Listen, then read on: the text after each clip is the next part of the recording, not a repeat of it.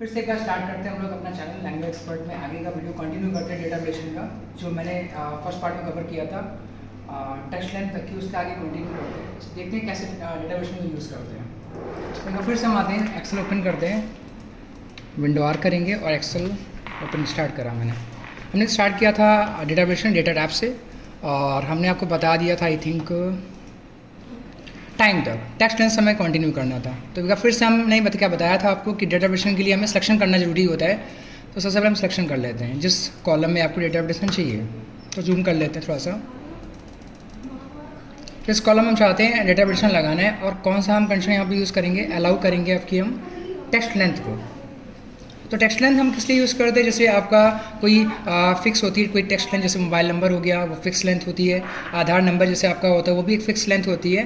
तो जल्दबाजी में क्या होता है, कोई मोबाइल नंबर हम लिख रहे हैं तो 9 डिजिट टाइप हो पाता है, और हम फिर जब डायल करते हैं तो पता चलता है कि 9 डिजिट हमने नंबर डाल किया था। तो यहाँ पे हम अभी तो हम कुछ भी लिख सकते हैं, अगर आप देखेंगे आप तो कोई भी नंबर आप लिख सकते हो, जैसे हमने कुछ भी ऐसे लिख दिया। तो अभी यहाँ पे अगर हमें 10 डिजिट राइट कर रहे हैं, अगर हम कुछ भी यहाँ पे 9 डिजिट पे राइट करेंगे तब भी एक्सेप्ट हो जाएगा। ये देखिए कुछ भी हम राइट कर दें, एनी वैल्यू भी चल रहा है तो उसको हम हटाएंगे, वापस से हम फिर डिवाइडेशन पे जाएंगे और यहाँ से हम लेंगे टेक्स्ट लेंथ और यहाँ से स्पेसिफाई करेंगे इक्वल टू, क्योंकि हमें फिक्स है, क्योंकि मालूम मोबाइल नंबर जो होता है 10 डिजिट्स का ही होता है, ना ही 10 से अबव होता है ना ही लेस होता है। तो यहाँ पर हम टेक्स्ट लेंथ स्पेसिफाई कर देंगे 10।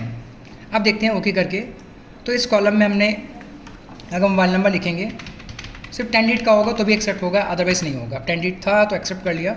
अब मान लीजिए हम 9 डिजिट्स गलती से हमसे मालूम 9 डिजिट्स राइट हो जाता है तो एक्सेप्ट नहीं करेगा, कह रहा है the value you entered is not valid.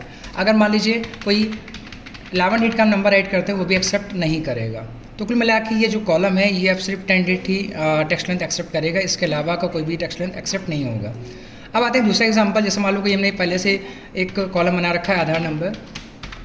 अब आधार नंबर जो होता है आपका वो 12 डिजिट्स का होता है, तो हम चाहते हैं कि इस कॉलम में हम 12 डिजिट्स राइट कर पाएँ।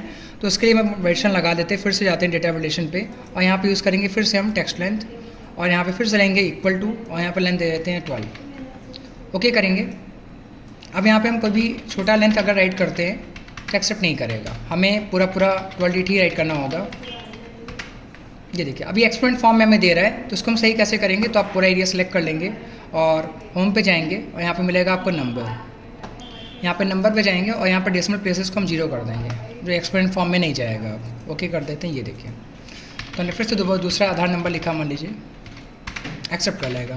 जल्दबाजी में मान लीजिए 1 डिजिट हमसे कम हो गया तो एक्सेप्ट नहीं करेगा, और ज़्यादा डिजिट हम लेते हैं तो भी आपका एक्सेप्ट नहीं होगा। तो कुल मिला के अभी जो कॉलम है ये 12 डिजिट्स की वैल्यू एक्सेप्ट करेगा, जिससे मेरी इन फ्यूचर कोई गलतियाँ नहीं होंगी। आपके जितने भी आधार नंबर होंगे सभी 12 डिजिट्स आधार नंबर होंगे, तो आगे हमें कोई प्रॉब्लम नहीं होगी। तो ये आपका हो गया टेक्स्ट लेंथ। तो टेक्स्ट में ज़्यादातर यूज़ करते हैं हम लोग इक्वल टू, आप लगाने को इसमें भी और कंडीशन दी हुई है टेक्स्ट लेंथ में, जैसे हम पहले भी कंडीशन आपको बता चुके हैं, not between equal to, not equal to, greater than, less than, greater than equal to, less than equal to. तो आई थिंक आपको समझ में आ गया होगा कि टेक्स्ट लेंथ में और हम क्या क्या कंडीशन यूज़ कर सकते हैं, लेकिन ज़्यादातर आप देख रहे हो ज़्यादातर इक्वल टू ही यूज़ होगा। इसका आते हैं हम लोग नेक्स्ट, जो लास्ट ऑप्शन सबसे इंपॉर्टेंट है कस्टम। अब बहुत सारे लोगों को ये नहीं पता होगा कि कस्टम का यूज़ क्या होता है, तो काफ़ी इंपॉर्टेंट ऑप्शन होता है आपका कस्टम डेटा रिलेशन में। तो देखते हैं इससे हम क्या कर सकते हैं। तो अभी जैसे कि होता है क्या है, कोई एम्प्लॉई आईडी होती है, अब जैसे मतलब 101 में लिखा, हम चाहते क्या है कि ये एम्प्लॉई आईडी दोबारा से रीराइट ना हो, हम चाहते हैं डुप्लीकेसी प्रिवेंट करना चाहते हैं। तो इसके लिए हम डेटा रिलेशन यूज़ करते हैं कस्टम वाला। तो कैसे हम इसको यूज़ करेंगे कि कोई डुप्लीकेसी वैल्यू ना आ पाए मेरे एक पर्टिकुलर कॉलम पे। तो आप कॉलम सेलेक्ट कर लेंगे जिस कॉलम में आपको डुप्लीकेसी प्रिवेंट करनी है। अब डेटा रिलेशन पे जाएंगे और यहाँ पे जाएंगे आप कस्टम पे, एक यहाँ पे फॉर्मूला राइट करेंगे इक्वल काउंटिफ। अब काउंटिफ का आपको सिंटेक्स पता होगा, काउंटिफ में आप रेंज देते हैं और क्राइटेरिया देते हैं। तो रेंज आपका हो जाएगा वो पूरा एरिया जिसमें आप लगाना चाहते हो वैलिडेशन। तो हमने पूरा कॉलम सेलेक्ट कर लिया, इस रेंज को हमें फिश करना होगा, ठीक है। तो फिश करने के लिए हम F4 की प्रेस कर देंगे। F4 से क्या होता है, आपका डॉलर साइन आ जाता है, इसको बोलते हैं हमने एब्सोल्यूट सेल रेफरेंस, ठीक है। तो इसको आप मैनुअली भी डॉलर यूज़ कर सकते हैं स्क्रिप्ट के साथ, लेकिन एक शॉर्टकट है जिससे आप डायरेक्टली आपका डॉलर साइन आ जाता है। आप पहले कॉलम सेलेक्ट कर लेंगे और फिर F4 प्रेस कर देंगे। इसका बाद हम ये तो हो गया आपका रेंज, फिर कॉमा करके हम क्राइटेरिया यूज़ करेंगे। क्राइटेरिया हम ले लेंगे फर्स्ट फर्स्ट वन मैंने लिया और ब्रैकेट क्लोज करके लेस देन इक्वल टू 1। हम लेस देन इक्वल टू 1 क्यों कर रहे हैं? क्योंकि हम चाहते हैं कि एक वैल्यू एक ही बार आए। अगर यहाँ पे लेस देन इक्वल टू 2 कर देते हो आप तो एक वैल्यू 2 बार आ सकती है, लेकिन हम फिलहाल चाहते क्या है कि एक आईडी एक ही बार आए, दोबारा से वो आईडी यूज़ ना हो। हमने इसको कर दिया ओके। हम राइट करते फिर से 101। तो देखिए अब ये आईडी आपका इस कॉलम में नहीं एक्सेप्ट करेगा, आप वही डेटा इनपुट कर पाएंगे जो आपका यूनिक होगा।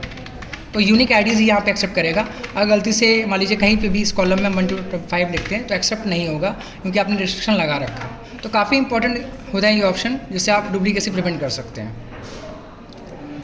इसके बाद ये हो गया आपका कस्टम में ऑप्शन। अब आते हैं हम लोग आगे, जो आपका इनपुट मैसेज, तो हम अभी तक सेटिंग में ही कर रहे थे काम, ठीक है। अभी तक हम इनपुट मैसेज और एरर अलर्ट यूज़ ही नहीं करा है, तो इसको हम कैसे यूज़ करते हैं, इनपुट मैसेज और एरर अलर्ट का क्या मतलब है वो देख सकते हैं। तो मान लीजिए वैलिडेशन यहाँ पे लगा हुआ है। अब किसी अननोन पर्सन को हमें ये दिखाना है कि वैलिडेशन यहाँ पे लगा हुआ है, तो उसके लिए हम फिर से डेटा वैलिडेशन में जाएंगे और यहाँ पे यूज़ करेंगे इनपुट मैसेज। इनपुट मैसेज में हम एक अलर्ट दिखा देते हैं अननोन पर्सन के लिए।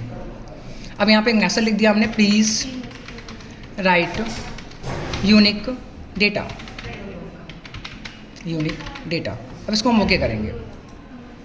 अब ये अननोन पर्सन के लिए दिखा रहा है मैसेज कि आप यहाँ पे यूनिक डेटा ही लिखिए। अगर यहाँ पे आपने कोई चीज़ रिपीट करने की कोशिश करी तो रिपीट नहीं होगा। तो ये पूरा मैसेज जो है ये हम इसलिए यूज़ करते हैं कि किसी अननोन पर्सन को पता चल जाए कि हमने कोई वैलिडेशन लगा रखा है। और ऐसे अगर आप नहीं लगाते हो वैलिडेशन तो कोई अननोन पर्सन जान नहीं पाएगा कि इस एरिया में वैलिडेशन लगा हुआ है। जैसे आप देख सकते हो आधार नंबर में हमें नहीं पता चल रहा है कि कोई वैलिडेशन लगा हुआ है कि नहीं लगा हुआ है। तो यहाँ पे भी हम यूज़ कर सकते हैं इनपुट मैसेज और यहाँ पे अलर्ट दे सकते हो आप, और जो भी आपको दिखाना है, ठीक है।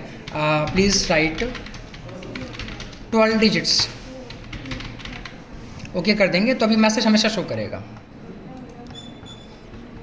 इसके बाद एक और ऑप्शन लोग देखते हैं कि अभी तक जो हम यहाँ पे जैसे मान लीजिए कोई वैल्यू दोबारा रिपीट कर देते हैं 101 हमने फिर से राइट करा, तो ये मैसेज हमें जो जनरेट कर रहा है एरर मैसेज, ये सिस्टम जनरेट कर रहा है, आपका एक्सेल जनरेट कर रहा है। लिखा है the value you are entered is not valid, a user has restricted values that can be entered into this cell. तो हम चाहते हैं अपना खुद का कोई मैसेज, कोई एरर के लिए हम मैसेज खुद का अपना बनाएं, तो उसके लिए आप फिर से एरिया सेलेक्ट करेंगे, डेटा वेरिएशन पे ही जाएंगे और यहाँ से लेंगे आपके एरर अलर्ट। यहाँ टाइटल में डाल दिया एरर और यहाँ पे मैसेज डाल सकते हैं आप, your value is not right. हम ओके करेंगे। तो जब हम कोई ऐसा आई डालेंगे जो हो चुका है पहले से, एंटर करने पे तो देखिए आपका मैसेज जो आपने जो बनाया था मैसेज वो हमें दिखा रहा है। यहाँ पे शायद मेरी मिस्टेक्स हो गई, एरर की स्पेलिंग गलत है, आप उसको सही कर सकते हैं वहीं पे जाके, ERROR।